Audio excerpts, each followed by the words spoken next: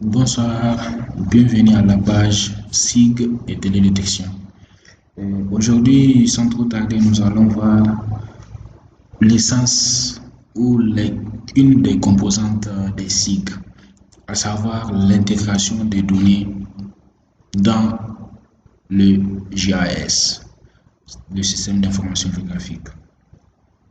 Nous allons voir l'intégration de ces données. On va utiliser les données ici d'un GPS. Ensuite, on va créer une base de données. Et puis, on va numériser, voilà, les résultats de l'intégration des données. Voilà, à l'aide de la base de données. Et puis, on va faire la mise en page cartographique. Bon, maintenant, nous allons commencer notre point essentiel, à savoir, avant l'intégration des données, il faut d'abord créer une base de données. Voilà, on va aller dans notre dossier de travail qui est déjà créé, ExoSig. Voilà, je double-clique, voilà les données ici d'un GPS, voilà, qui sont en Excel. Voilà, je vais créer la base de données ici, je fais nouveau, comme nous l'avons déjà vu dans la vidéo précédente. Voilà, c'est juste que des répétitions. On va aller très vite pour finir. Jeu database personnel. On va écrire BD-8. Bon, comme c'est les données ici d'un champ, on va utiliser le mot champ. BD champ. On va choisir une ville. Bon, on peut laisser ça comme ça. Entrée. Voilà, maintenant on peut faire clic droit ici, voilà, et aller nouveau, classe d'identité, ou bien le mieux c'est de double-cliquer ici, voilà, on est dans le dossier, voilà, ici, on fait nouveau, classe d'identité. On va utiliser une seule classe d'identité, comme c'est uniquement les champs qu'on va numériser, on va mettre champ, voilà, champ. On va copier et coller ça en alias. Entité, type d'entité c'est polygone, un champ. Voilà, nouveau. Voilà, comme c'est bon, on va utiliser le WGS 84, mais comme on va utiliser le truc là, on va aller dans zone numéro 32 UTM, comme on va calculer la superficie. Voilà, suivant, voilà nom du champ. J'ai dit on va utiliser 3 champs. D'abord, un champ a un propriétaire, voilà, un champ a une superficie, et aussi un champ se trouve dans une ville. Voilà, donc on va commencer avec le propriétaire. Le propriétaire, type de données c'est un texte, comme on va utiliser le nom. Voilà le nom du propriétaire: Isaka, Salisu, Masaoudou, Inoussa, voilà, Fatih, Hadiza. Voilà, propriétaire, superficie.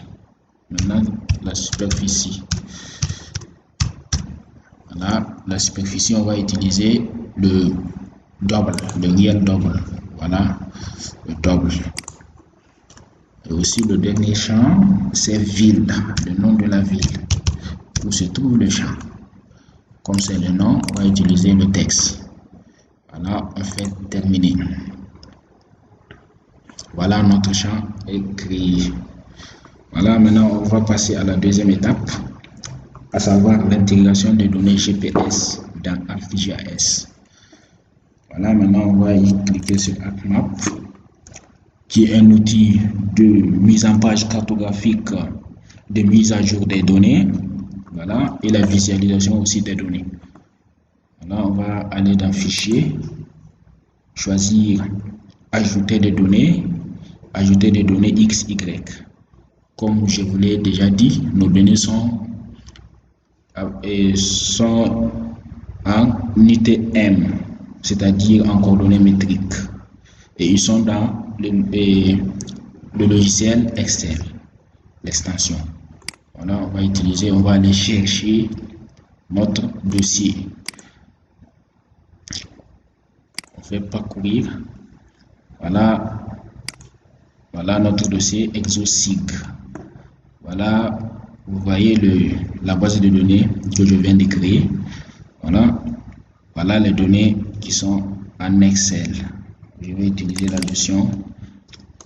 Voilà, directement le champ X, le champ Y s'affiche, mais le champ Z qui est l'altitude, on n'a pas d'altitude. Voilà, comme c'est le plan, on fait OK. Il nous dit la table ne possède pas de champ Objective ID. Non, ça c'est pas grave, on peut faire OK, ça n'empêche pas le travail. Voilà les qualités des champs qui y sont. Voilà, c'est les coordonnées GPS, on vient de les afficher. Bon, si on veut, on peut, comme ils sont à GPX, on peut les transformer, n'est-ce pas, en shapefile si on veut. Comme on va numériser, c'est pas la peine, mais je vais vous montrer comment on fait. Voilà, pour les enregistrer en format shapefile. Voilà, données, exporter des données. Voilà, il nous demande de choisir la couche qui va porter les coordonnées. Voilà, on lui dit d'utiliser la source, ça là. Voilà, le système de coordonnées de cette couche là. Voilà, pour notre couche qu'on va créer maintenant. Voilà, on choisit le dossier, c'est Exosig. Bon, je crois que voilà, ok. Voilà, Exosig. Voilà notre dossier. Ici, je peux le renommer et écrire champ.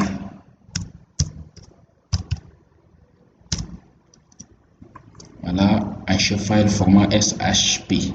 Fichier de forme. Si je veux, je peux utiliser l'extension de la géodatabase personnelle. Voilà, et le transférer en classe d'entité. Voilà, ou classe d'entité de base de données. Mais je vais choisir le format shapefile. C'est plus clair et c'est plus bon pour tout le monde. Voilà, je fais OK. Voilà, il me dit d'ajouter ce que je viens d'exporter. Je peux lui dire OK, je veux. Voilà. Si je décoche ça, vous voyez, j'ai déjà transféré ça convertir ça plutôt en shapefile. Voilà, je peux donc supprimer cette couche là qui va rien me servir. Voilà.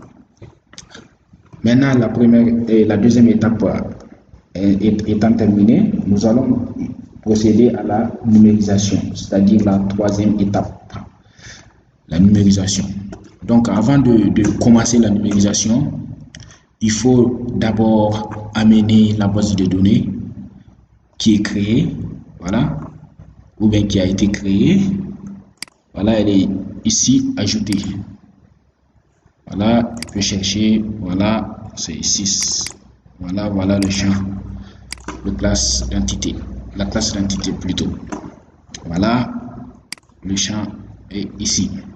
C'est ça qui va me servir de numérisation. Voilà.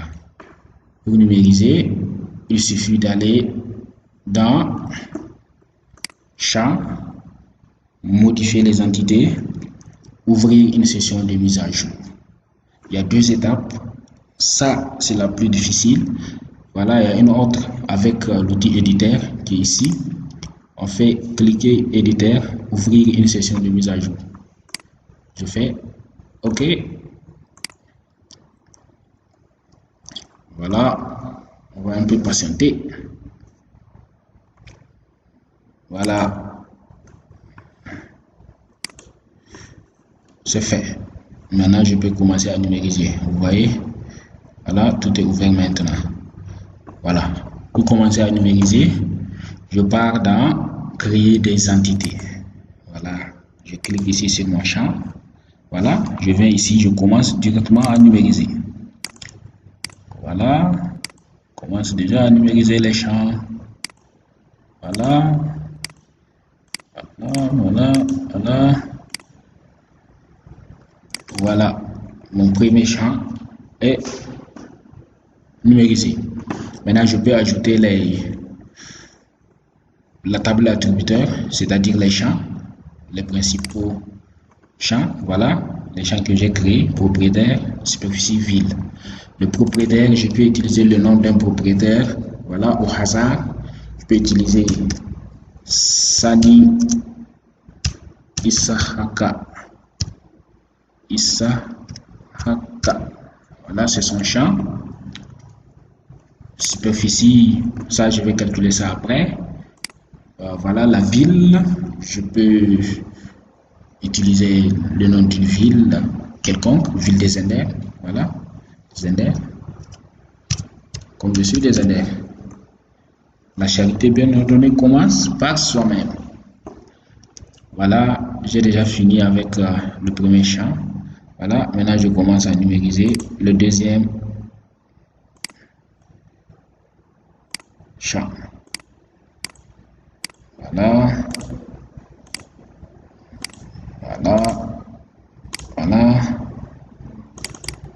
Voilà, ça c'est le propriétaire. Je peux utiliser un nom, Ousmane.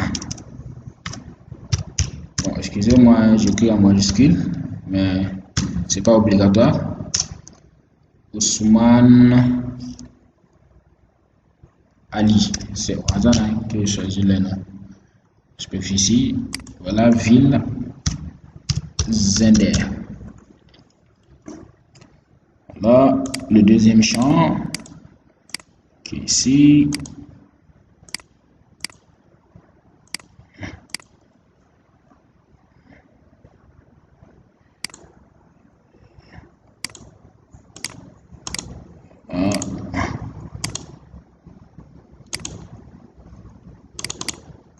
Voilà, le deuxième champ, ça c'est le champ propriétaire.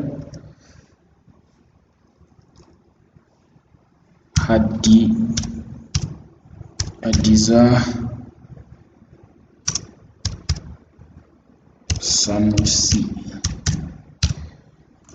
Voilà, ville Zender. Bon, s'il y a une Hadiza qui me regarde, j'ai choisi ça au hasard. Voilà, faut pas compliquer les choses. Voilà, le quatrième champ.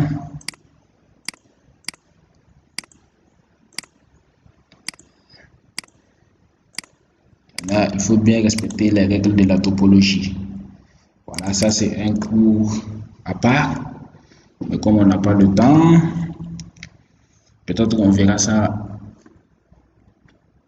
dans une vidéo, dans une autre vidéo si Dieu le veut. Propriétaire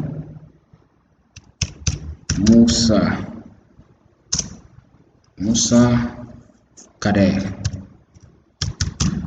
Voilà. Ville Zender.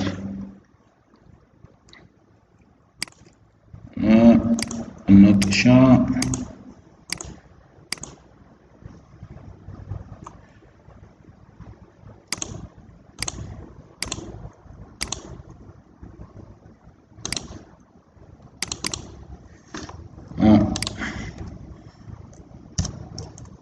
Ça je vais écrire Hamidou Issa. Ville c'est Zender.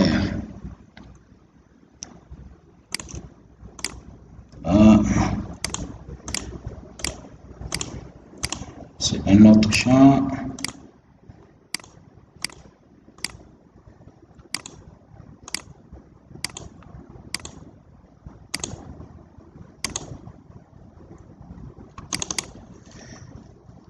Le nom du propriétaire, Abdelaziz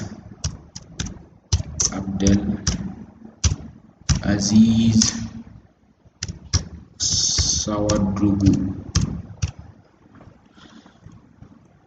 Comme je suis au Burkina, je vais utiliser un nom burkinabé. Ville Zender, un Burkinabé qui réside à Zender. C'est possible ça? Voilà, le petit champ, non, j'ai raté quelque chose, supprimer.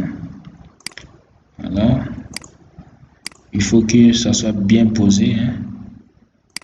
Sinon on risque de commettre des erreurs qui sont pas bonnes.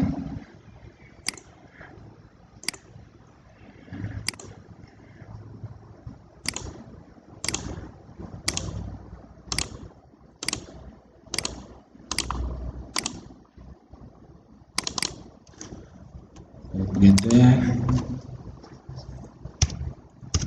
Massaoudou Ouedraogo ville Zender. Voilà, et le dernier champ.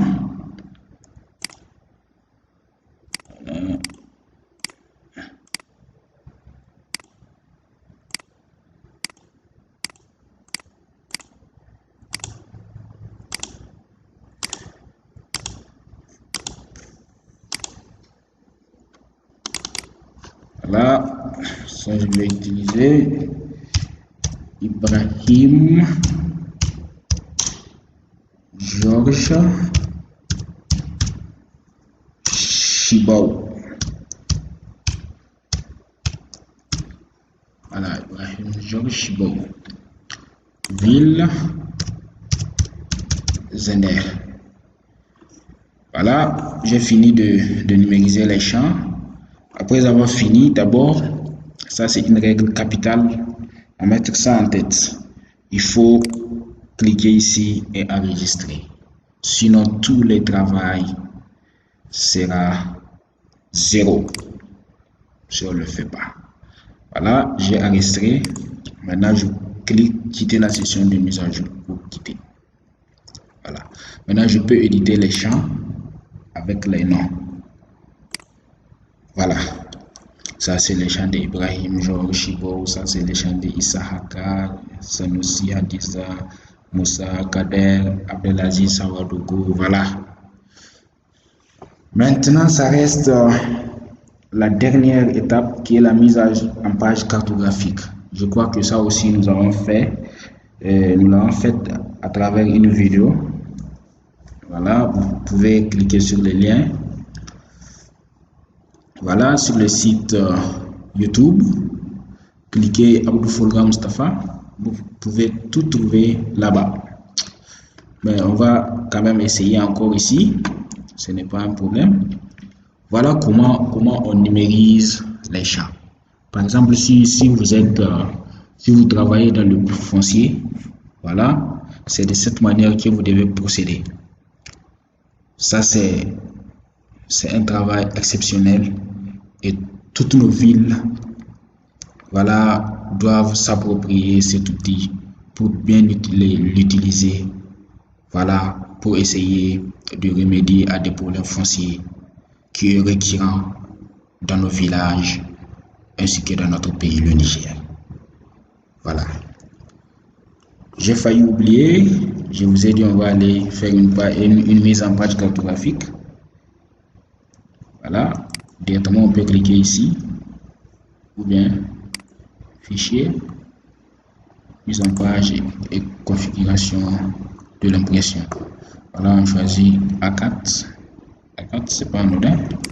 Voilà, moi j'aime faire mes cartes en paysage, mais ça dépend aussi de la structure de la zone d'étude.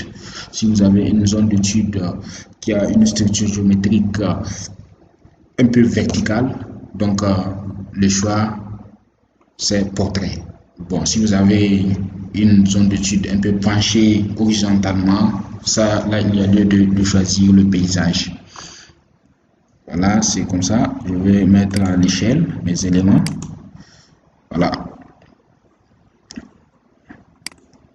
Je vais essayer de laisser une place pour les coordonnées.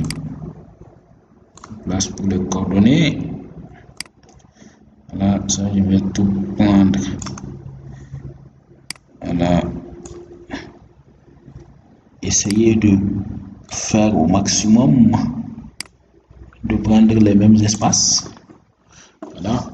Pour la beauté cartographique. Voilà, je fais zoom sur la couche.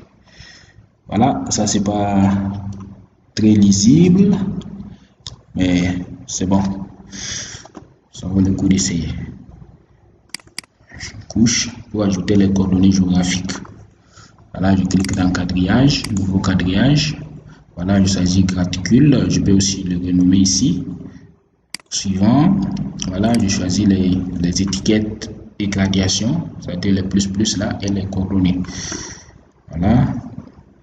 On peut choisir parmi tant d'autres, hein, puisqu'il y a 3 choix qui s'offrent à nous. Mais moi, je choisis, voilà, le degré. Ça, il faut bien caler ça. Voilà, moi, je crois que ma zone c'est en secondes, puisque c'est une petite zone. 1 degré fait 111,11 km. Voilà, c'est trop. Voilà, 60. Voilà, suivant. On peut faire appliquer. Voilà, les coordonnées ne s'affichent pas. Bon, c'est pas un problème.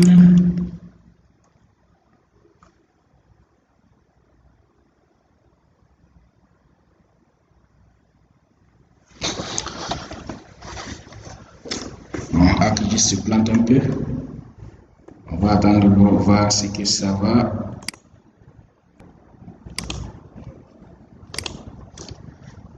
Intervalle. Peut-être c'est 10. Hein?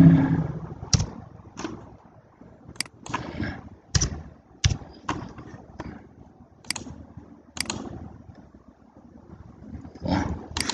Je crois qu'il y a une petite erreur au niveau du choix du système de coordonnées géographiques. Mais ça, c'est pas un problème, on verra ça après, comment y remédier. Mais maintenant, on va ajouter la légende, voilà les éléments fondamentaux d'une carte. Ça va, la légende, l'échelle, voilà, champ. Bon, je vais utiliser un seul champ, parce que c'est pas la peine d'utiliser les... Bon, je peux le renommer et mettre les coordonnées GPS, hein. C'est pas un problème.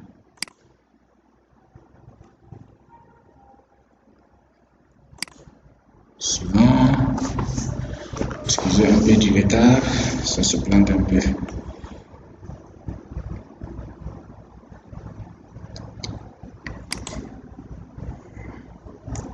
Voilà, suivant. Voilà ma légende. Voilà, le champ là, je vais le renommer en coordonnées.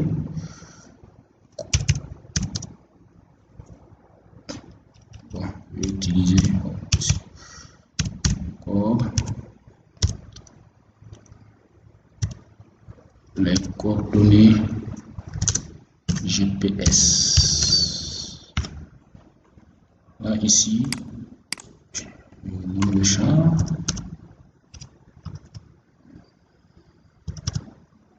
Voilà, champ. Voilà, je peux changer la couleur du champ et mettre un peu une couleur jaune. Ok, jaune, ça saute aux yeux. Voilà, un peu ici. Voilà, je vais augmenter la taille de l'étiquette des noms. Pour cela, je clique sur l'étiquette.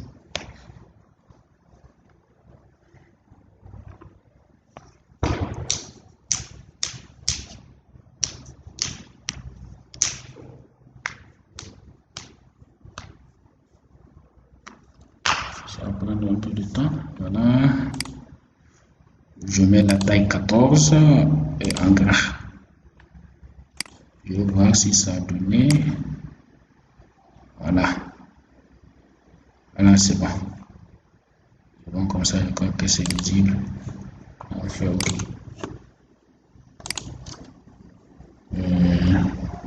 J'ai mis la légende, ça reste Voilà la flèche d'orientation. Ma flèche, c'est celle-là. Ma préférée. Voilà. Un peu réduire. Voilà. Et ça reste l'échelle. Même si c'est pas évident que l'échelle sorte. Puisque au niveau des coordonnées là, il y a une petite erreur. Nombre de divisions, ça là, c'est ça les divisions là. C'est les divisions, les plus grandes divisions là. Ici, voilà les subdivisions, ça c'est le petit trait là ici. Voilà, c'est ça les subdivisions. Voilà, je mets 2, c'est bon. Et si je choisis l'unité de. Voilà, je choisis un mètre. Mètre, c'est bon. La distance entre le mot mètre et l'échelle, voilà, c'est 3 points. Je laisse ça. Je fais OK. Voilà, vous voyez, création de la chose. Pour la puissance, vous devez spécifier les unités, utiliser le bloc de données actif. Voilà, pour ce faire, choisissez pour côté du bloc de données. Voilà, je vous ai dit qu'il y a une petite erreur, mais c'est pas grave. L'essentiel, c'est de savoir utiliser ça là. Je crois que c'est pas mal, hein. Voilà, puisque c'est sorti. Voilà, je vais essayer d'encadrer les éléments de la légende, de mettre un cadre pour que ça soit un peu beau pour la beauté de l'art. L'art, il est beau. Voilà, la longueur 1, c'est bon. Voilà. Je peux aussi essayer d'encadrer mon échelle. Voilà. Clic droit pour propriété. Remplissage, je mets au camp. Aucune couleur. Ça, je mets ça en noir clair. En foncé. Voilà. Je peux aussi utiliser le texte comme ici et mettre la légende et l'échelle plutôt.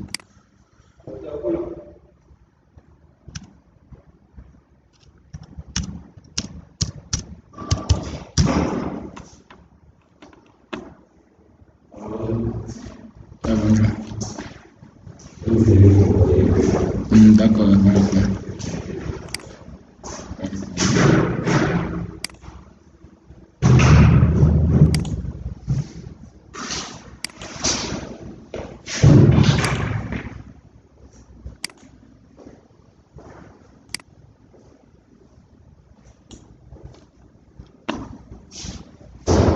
je peux insérer le titre.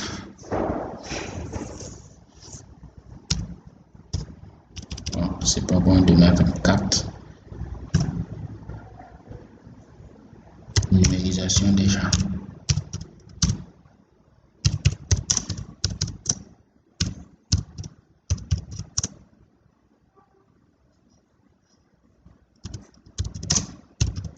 Dans la ville de Zender. Ça c'est un titre que je donne à la carte. C'est ici. On peut arranger ça. Voilà. Je mets le titre en gras. Voilà, je crois que c'est. Voilà, c'est bon. Voilà, je peux exporter la carte. Je peux aussi utiliser, mettre mon nom. Voilà, nom de l'auteur. Bon, je mets Folga.